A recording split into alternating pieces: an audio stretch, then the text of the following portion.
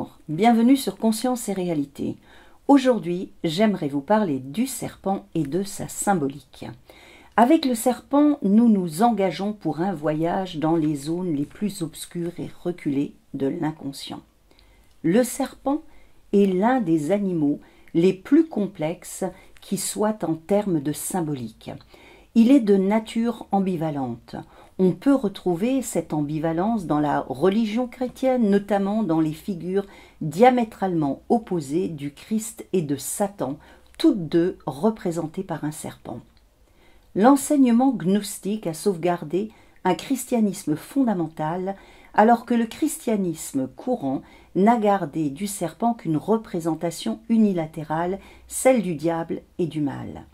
Le serpent tire son nom du latin serpens, qui signifie se traîner. Il fait partie des reptiles ophidiens.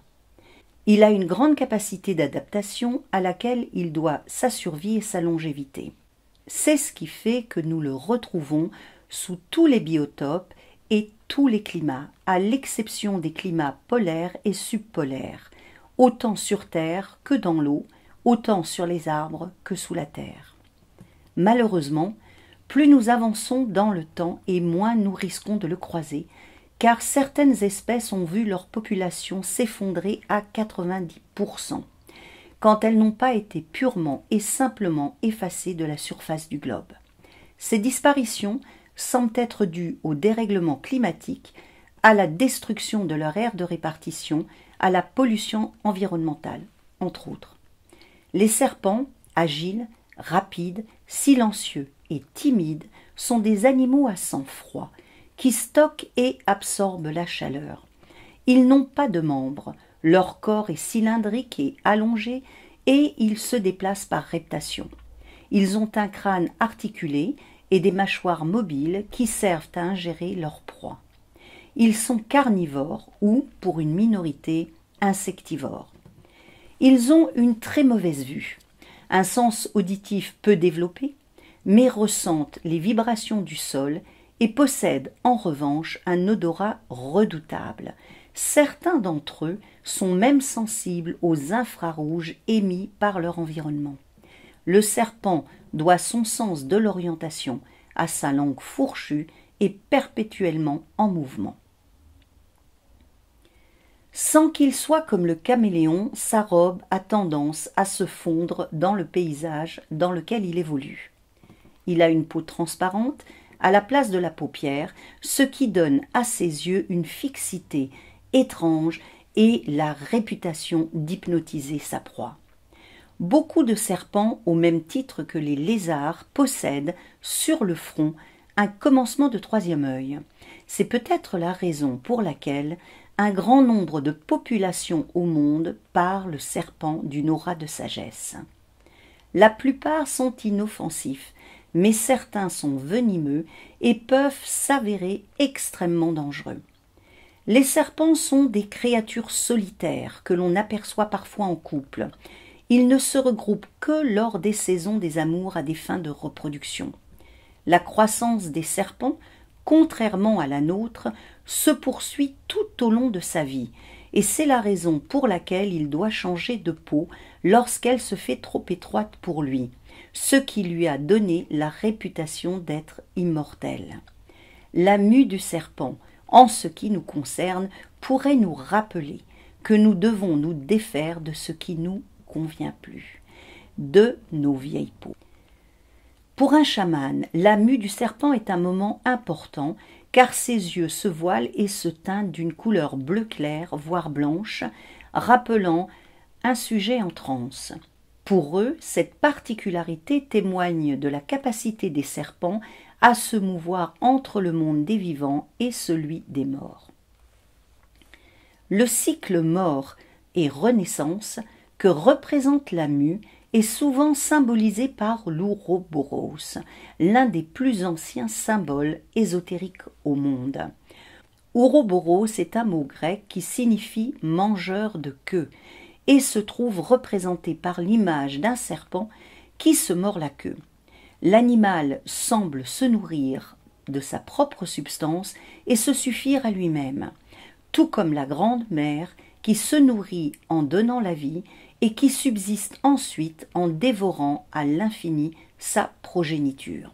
L'Ouroboros est donc un symbole de l'infini, de l'éternel retour, de la conservation de l'énergie, de l'alpha et de l'oméga de toute manifestation de vie. C'est un cycle complet à l'état originel qui ne possède ni fin ni changement, mais que l'on doit briser si l'on veut avoir accès à la conscience. C'est le symbole de la plénitude intacte de la nature, mais à l'état d'inconscience. Le serpent a également la particularité d'être plutôt indifférent à ce qui l'entoure. On le dit inhumain. Carl Gustav Jung affirme à juste titre dans Vision, ses notes sur son séminaire donné entre 1930 et 1934, il y a quelque chose du serpent en chacun de nous. En effet, nous ne devons pas oublier que nous avons, tout comme lui, un système nerveux sympathique. Nous avons tous été des animaux à sang froid avant de devenir des mammifères, et nous portons toutes ces traces en nous au plus profond de notre structure. Toutes les informations que je viens de donner sont importantes lorsque l'on étudie, dans le cadre d'un rêve, d'une vision ou d'un voyage chamanique, le serpent. En effet, l'animal, avant d'être symbolique, existe bel et bien dans notre environnement physique, ce que nous ne devons pas oublier. Voyons maintenant le serpent dans les cultures et la mythologie. Le serpent a tenu, tout au long de l'histoire de l'humanité, un rôle important dans la symbolique et la mythologie. Il est représenté dans l'art sacré du monde entier et est censé veiller sur les maisons, les jardins et les sanctuaires. Dans les cultures anciennes, il était un symbole de pouvoir, de changement et de guérison. Il a été vénéré comme un animal puissant en lien avec la source de vie. Dans l'Antiquité, il était habituel de marquer un lieu interdit par un panneau sur lequel était représenté un serpent.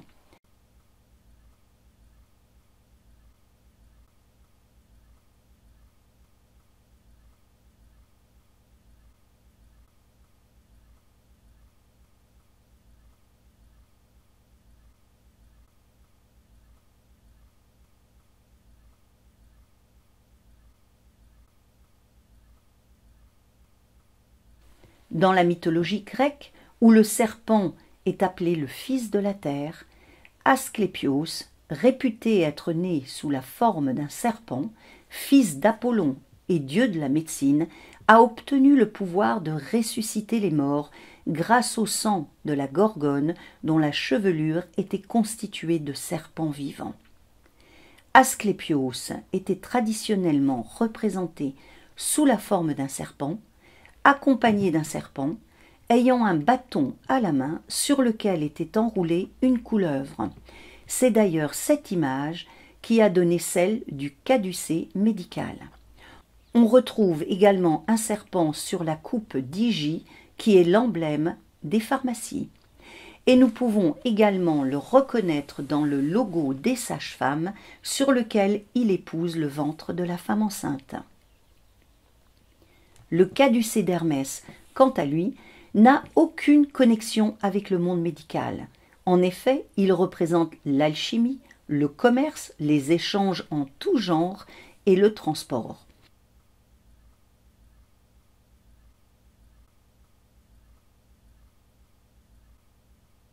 Ce caducée, offert par Apollon, était censé guérir les morsures des Ophidiens.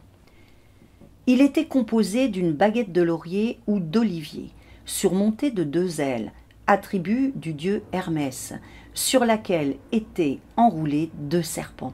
Ce caducée permettait à Hermès de réveiller et d'endormir les êtres humains et de leur inspirer des rêves, selon son envie. On a retrouvé le caducée d'Hermès dans des grottes préhistoriques. Il a également été porté par les Sumériens, par Ambriorix, un chef gaulois, et par Anubis.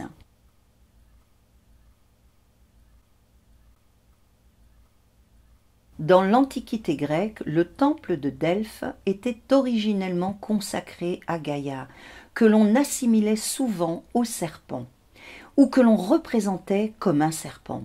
Gaïa est la mère de l'humanité, mais aussi celle de tous les démons, monstres et serpents.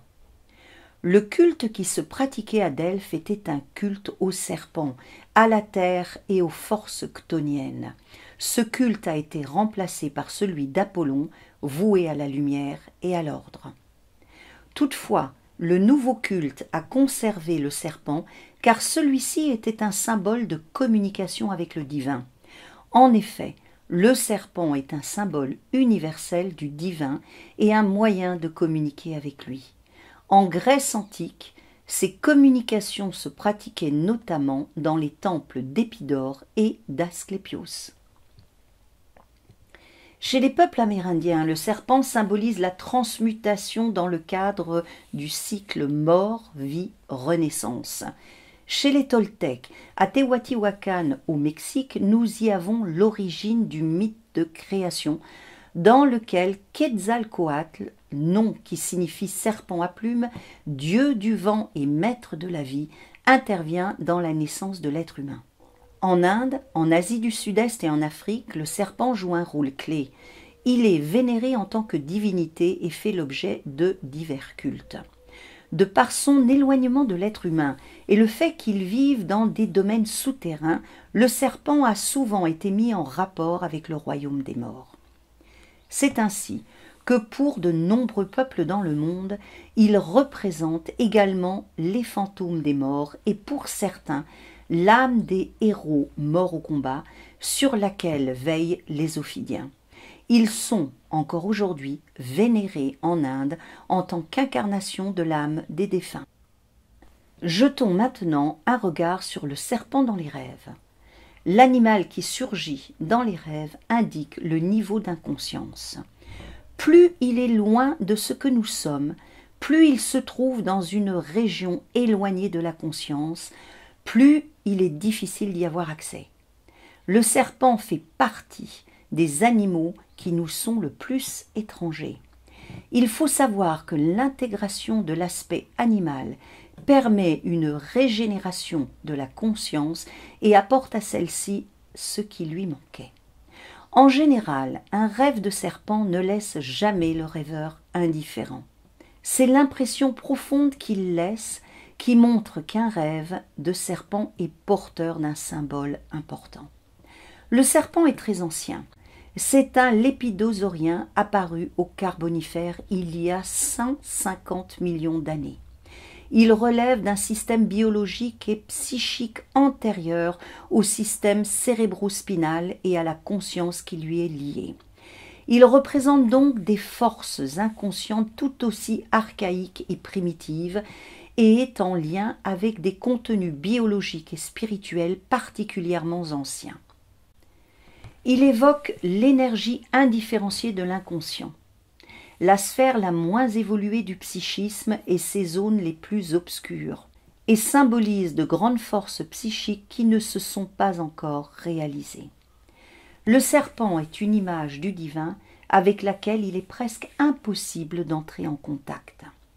Carl Gustav Jung, dans Aion, souligne « Puisque l'ombre en soi est inconsciente chez la plupart des hommes, le serpent correspond à ce qui est totalement inconscient et incapable de conscience, tout en semblant posséder, en tant qu'inconscient collectif et instinct, une sagesse propre au savoir soudain perçu comme surnaturel. Le serpent possède une symbolique ambivalente. Le fait qu'il soit un animal à sang-froid lui donne un aspect inhumain et se réfère à des instincts demeurés à l'état de simples réflexes biologiques, dénués de pensée et de sentiments. Toutefois, le serpent, de par son lien à la terre, son aspect chthonien, est relié à la terre-mère et donc porteur d'un aspect bénéfique. La nature ambivalente des serpents est illustrée par le mythe des deux jumeaux, Cassandre et Hélénos, déposés dans le temple d'Apollon. Lors de leur sommeil, des serpents surgissent et viennent leur lécher les oreilles et les yeux. À son réveil, Cassandre est capable de prédire l'avenir et son frère Hélénos sait interpréter le langage des oiseaux. Il faut dire que l'oiseau et le serpent sont complémentaires. Le premier, qui évolue dans le ciel, entretient un lien avec la lumière et le soleil et se trouve être l'intermédiaire entre les hommes et les puissances supérieures. Le second, qui habite les fentes et les crevasses et entretient un lien étroit avec la terre et ses forces chtoniennes, est l'intermédiaire entre le monde des hommes et celui des ténèbres. Certaines tribus amérindiennes ont d'ailleurs toujours cette croyance à propos de ces deux espèces animales.